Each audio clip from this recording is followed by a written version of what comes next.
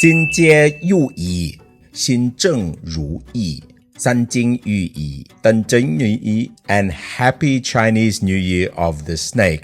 Now, some of you might be listening to that and thinking, first of all, okay, what languages are they? And then you might be thinking they're not the actual greetings that each country that celebrates Chinese New Year, Vietnamese New Year, they're not the greetings that are actually used on the street. Now, in Thailand, we actually use the Chaozhou or Teochew version of the Chinese that I just said there, 新街又宜, which comes from 心正如意. But if you're in, say, Hong Kong, you would know the equivalent of 恭喜发财, which would be 恭喜发财. So first of all, we see this one unifying thing, the Lunar New Year, something that bonds everything from Chinese culture through to right down through Southeast Asia, Laos, Thailand, then you've got Vietnam, even Cambodia, across to Myanmar.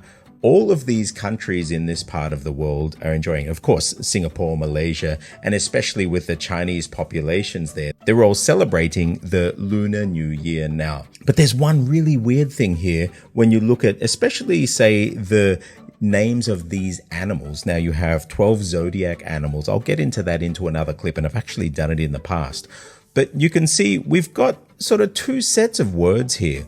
We have a set of words that are obviously based on the Chinese. So here I've got the snake here. So in Mandarin is 蛇, that's this year. So by the way, if you're counting 1, 2, 3, 4, 5, 6, 7, 8, 9, 10, 11, 12, the year of the snake is number 6. If you want a really easy way of learning the Chinese zodiac, and I actually use it to link a whole bunch of stuff together, come and join Minecraft. It's one of the early modules I put in there just to show people how to set a framework up, even if you've never learned Chinese or one of these languages before. And then you can link things like characters and tones and pronunciation of totally foreign words, totally outside of English. It's a really fun lesson, and it's there in Minecraft. So come to jacademy.com. But anyway, let's get back to this. So we have the Chinese word here. So we have 蛇 in Mandarin, but in Cantonese, we have 蛇. So I've put the Hong Kong flag here to symbolize Cantonese. And then we have something interesting happening here. So before we do, let me show you what's going on here. We have this word maseng. So we have a word in Thai, ngu. So yeah, you could say bi ngu, the year of the snake. But actually, the year of the snake in Thai is called bi maseng. So maseng doesn't sound like snake, doesn't sound like ngu. Where did it come from? You'll even hear some Thais refer then to the year of the snake as ngu lek, the small snake, and the dragon, which is marong, you'll see in a minute, is the large snake, I guess. But why do we have this disparity in words? And so that's what we're going to look at today, because it's really fascinating and shows actually how all of the countries here kind of link together and gives us a history lesson. So we've got 蛇 se. So se, coming from Cantonese, that's much closer to this old Chinese system where we have all 8 tones in there, the yin and the yang tones. And so then we have Vietnamese. Now, the interesting thing about Vietnamese is a Mon-Khmer language. Okay, so languages like Khmer, Mon, Vietnamese, their native words are these Mon-Khmer words. But Vietnam has had thousands of years of Sinitic or Chinese influence. Now, before Vietnamese, these Mon-Khmer languages didn't even have the tones that we have today. But they've developed over time to the point that the tones in Vietnamese can actually be mapped one-to-one to the tone classes in Chinese. But you've got, just like we have in English, where while English is a Germanic language, we have a lot of French in there, to the point that sometimes it seems that there are more sort of French Latin words than German-based words. Example, chicken versus poultry. Okay, so we've got this Germanic version and the Latin version being poultry. In Vietnamese, you'll often have for the same thing a Sinitic version and then a native Vietnamese word. And this is coming from this Mon-Khmer, and they're shared with Khmer and Mon. And then in Thai, which uses the ancient Khmer words, which in turn were based on these zodiac principles from Sanskrit and Pali as well as mixing with the local languages, we have this whole set of words for describing the same thing. Well, in Vietnamese, there are a few tweaks. So let's have a look. We have sure, say. So that's Mandarin, Cantonese. Then here we have the. And so one common change that we see in Vietnamese, anytime you see, say, a s sound in Cantonese, you will see a T, a D kind of sound. And it's similar to Hokkien. So if you see a ch, it'll also turn into a D. So chen becomes dun. You'll see that in Singapore, Malaysian surnames a lot for Chinese people who would be otherwise be chen in Mandarin become dun. So it's a common thing from a ch, s to turn to D. So se becomes D. So this is the Sinitic version, but then the Vietnamese word for snake would be either zan if you're in the north, or zhan, jian, depends what dialect you're in. But this sort of zan, you've got a z in there back, but this is the original word. And what I've got here is the Chữ Nôm. So Vietnam, because it's had so much history with China, developed a writing system based on Chinese characters called Chữ Nôm. So Chữ from zi, but they write it differently to show that it's the Vietnamese version. And it's perfectly fitting with the Vietnamese tonal system and phonetic system. So you'll see a lot of characters in Vietnamese Chữ Nôm that just don't exist for any Chinese dialect. They've been designed specially for Vietnamese, or they could co-opt some characters that are used for Chinese words, but then given the Vietnamese pronunciation or the meaning slightly tweaked. So here we use this character, yi, but it's used for zan, which means snake. Now, an interesting thing there, let's look at the Khmer. We have zan, sang. So we have to understand here in Khmer, this m is often added to nouns. So if we take the m away from it, zan, sang, sang. And then in Thai, again, ma seng, take that away, seng. So we've got in Thai, using this Mon-Khmer, which is hooked into the Vietnamese, seng, sang, zan. This is the original Mon-Khmer version of the word.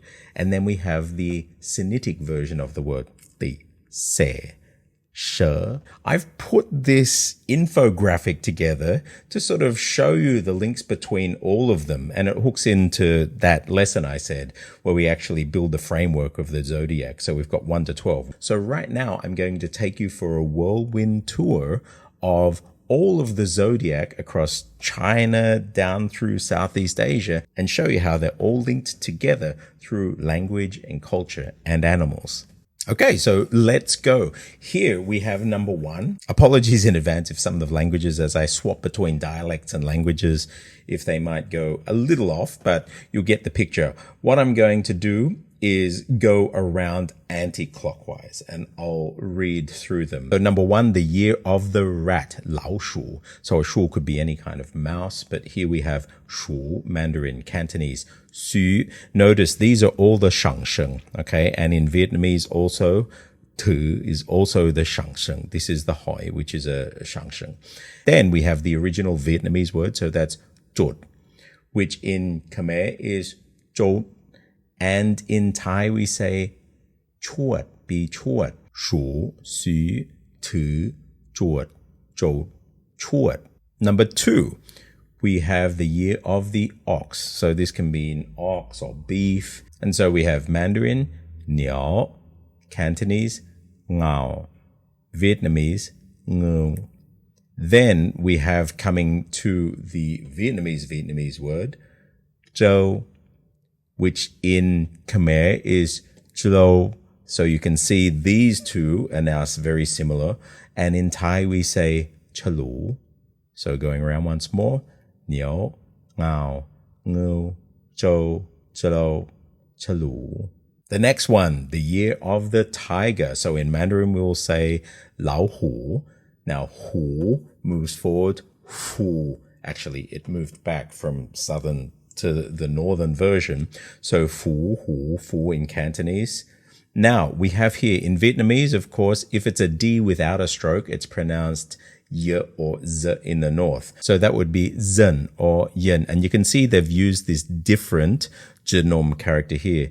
Then we have kha from the Khmer, which we then in Thai, because we don't do final L's, call it Bi Khan. So you wouldn't say it's Bi Sửa in Thai. If you were saying it properly, you would say the year of the tiger is Bi Khan. So once more around, Hu, Fu, Ho, Yen, Khal, Khan. Next, we have the year of the rabbit, number 4. And so we have here, Tu. Tu is a rabbit in Mandarin. In Cantonese, To. In Vietnamese, if you were to say the word for rabbit from Chinese in Vietnamese, that would be To. However, this word in Vietnamese would be said Mao. Now, Mao also, if you speak Thai, you will know this, sounds like the word Mao for cat, which would be Mao in Chinese. And so now in Vietnam, and I've done a whole clip on this, the year of the rabbit everywhere else is actually called the year of the cat in Vietnamese. And they use this character here, Mao for Mao, which means cat, but actually rabbit, depending which way you... Now, this Vietnamese word, Mao, doesn't sound like the Khmer word for it, which is to, but to actually sounds like the Chinese word for it, tu. That's crazy. And that's then when we get to Thailand, to. So we have tu, to, to, Mao, to. Next is the year of the dragon. So we have Long Nian. So Long, of course, is the ersheng, the second tone in Mandarin, which is the young version of the pingsheng. So that is the same here. Anytime in Mandarin where you have this number 2 tone, it will be this low falling tone in Cantonese. So long becomes long in Cantonese, which is yung in Vietnamese, which also sounds like rong. So this rong kind of sounds the same, but this is the Vietnamese word for it. And they actually use this Chữ Nôm character for it. But then rong turns into roang in Khmer, which is marong. So rong, marong, rong, yung, lung, lung. All of these kind of sound similar. So there's got to be some sort of common influence there. All of them mean dragon. And by the way, just like Thai, we would say Mangkon is a dragon or a naga. In Khmer, the word naga from Sanskrit would be said Niek, which means dragon in modern Khmer. However, when you're speaking about the year of the dragon, you would say Rong, which is Marong in Thai, from this old Khmer word. Now the year of the snake, which is this year. And I've gone through it. So Mandarin, She, Cantonese, Se. Again, we have this shift, number 2 tone in Mandarin to this low falling in Cantonese. This is the same tone category. She, Se, Ti, Zan, Maseng, Masing in Thai. The year of the snake. And of course, this is the different Chữ Nôm used in Vietnamese. The year of the horse. So we have Ma in Mandarin, number 3 tone. And then we have Ma in Cantonese. So Ma. Again, you've got this category from Mandarin mapping across to Cantonese nicely, this shang sheng. And you also have it into the Vietnamese version. So ma turns to the nga tone. So these are all from the shang or the rising tone. But in the Vietnamese word, you use this word ng, meaning horse in traditional Vietnamese, but using the Chữ Nôm character. So here, though, we have Mamia. So again, we can take the first m off if you want to have a look at, because this is just a noun prefix. So that would be me, which I guess kind of like ma, which becomes Mamia in Thai. So the year of the horse is Bi Mamia in Thai. Ma, ng, and then Mamia in Thai. Next one, year of the ram. So anyone looking at this character here, Yang, you know Yang could be a sheep, a goat. You'll hear the year of the goat. I've put ram here. Depends what you want to call it. We have Yang here. I kept this picture because I thought the emoji was cute. So we have Yang, Yeung. Again, this number 2-tone Mandarin to Yeung, the low falling. It's like a 2-1 tone in Cantonese. Yang, Yeung, Yeung. Again, in Vietnamese, it's the same tone class. Then they use this word here. So that would be either ze or ye if you're in the south of Vietnam. But they've used this for it, meaning the goat or the ram. But then we have mame, which becomes mame in Thai. So I'll say it once more. Yang, yeung, yeung, ze. Mame in Thai, the year of the goat or the ram or the sheep, whatever you want to call it. By the way, it's a bit funny in Thai because the word mia means wife and ma means mother. So a good mnemonic to remember these is your wife's a horse, mia, my wife's a horse, and mame, my mother's a goat. Mame, except it's not a falling tone.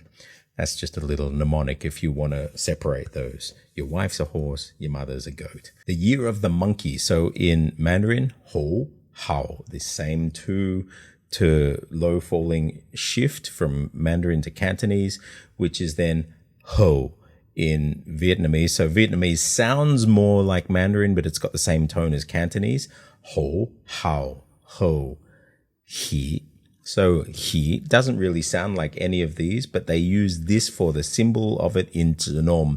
And then we have in the Old Khmer is vok. So vok, which is walk in Thai. So the year of the monkey, be walk in Thai.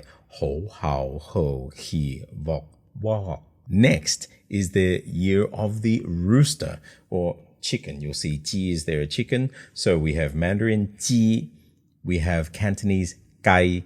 So this to g, I'll just show you something interesting here. This is why I built my tools up, because you can see this beautiful movement here. Now, if I show you, this is gai, so ko gai in Thai, gai in Cantonese. You can see from this point in the mouth, it's the back of the throat. And then this next row here is from the palate. So that would be ji, gai Cantonese, ji, gai. And I actually even have the old Chinese mapped here, and you can see that this word jian in old Chinese actually was originally this like a kok gai. So this is a very common shift from this row, or actually originally from this row, from the older version to the palatal version, ge to j. So we see gai, ji. We even see it in European languages. So for example, in Danish, the word for church is kirk, but then we'll say church. So from this palatal row. If you learn this Sanskrit map of the mouth, it sets you up for phonology right across the region.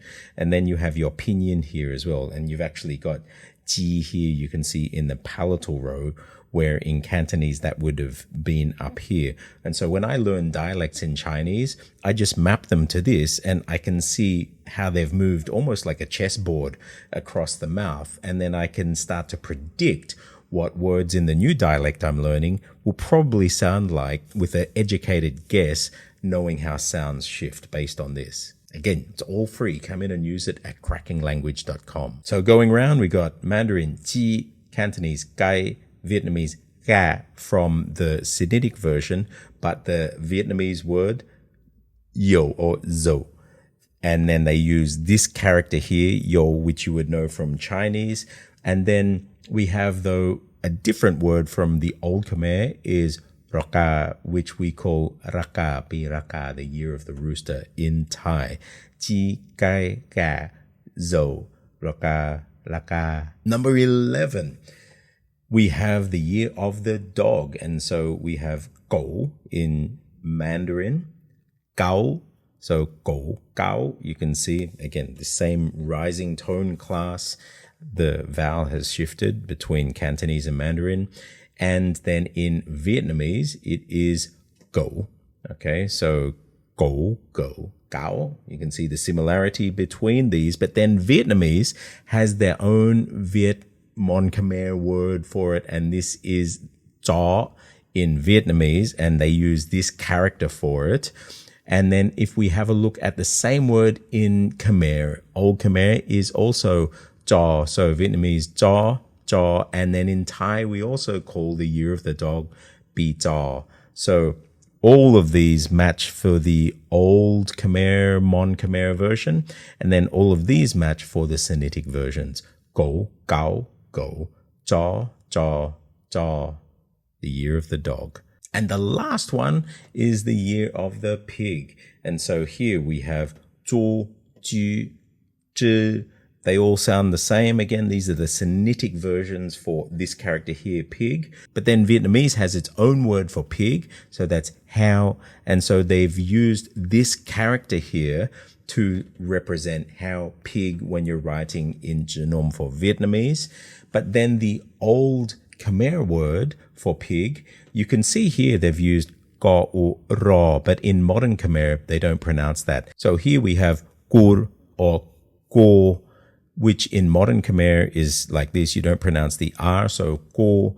And in Thai, we keep it, so kun. If you go to Buriram in Thailand and other provinces there that speak Khmer, sort of like the Thai version of Khmer on this side, it's an older version of the language that's still kept. So you'll still hear many of these final sounds that in Phnom Penh, Toni are not pronounced. And so in Thai, we keep this older version of the old Khmer, kun. So going through it, the year of the pig, zu, ju, zhi, how, doesn't sound like any of these. Ko, kun, the year of the pig. How is that? Interesting. Many people have always asked, why does Thai not sound like that? Why are the years in Vietnamese sometimes different, sometimes the same as the Chinese? Other times they don't resemble anything. Well, hopefully in this clip and this infographic, you can see that the Lunar New Year is something that's just linked all of these cultures together, these languages together, a fascinating history to come up with this system. And in Thailand, because we have all of these cultures together here, it's this beautiful sort of casserole of culture and language and history. So, happy year of the snake to everybody. 新年快乐. If you haven't got a copy of Cracking Thai Fundamentals, grab your copy at jacademy.com. I'm Stuart J. Raj. I'll see you on the other side.